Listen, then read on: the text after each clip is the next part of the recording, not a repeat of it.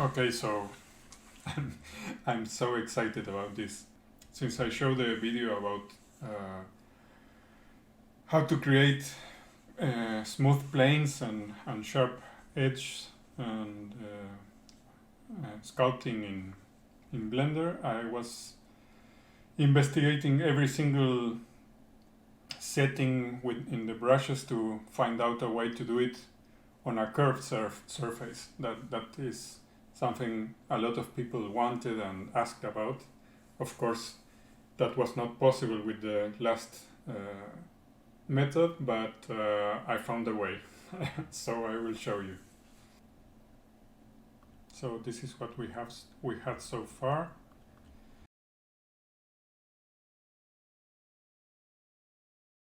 What I found out is that if you don't lock this, you have to leave this unlocked. You have to set this to area plane and bring this back. You can play with this, but we will start with 0 here and maybe a little bit. And with the stroke method, we change it to curve. Okay, so new curve.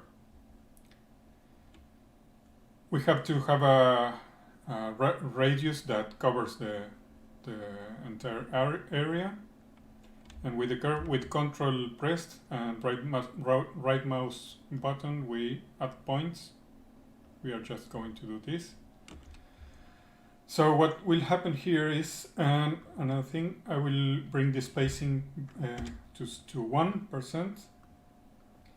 So this will, since we are using area plane, it will sample each point and it will use the flattened brush on each point, and since this is a straight line, we will have what we wanted. Let me see, everything is fine. Now with Control and left click, we start creating this.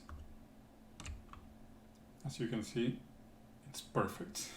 I already tried this on different things and it's completely amazing. So have in mind that when you draw the curves, it will sample.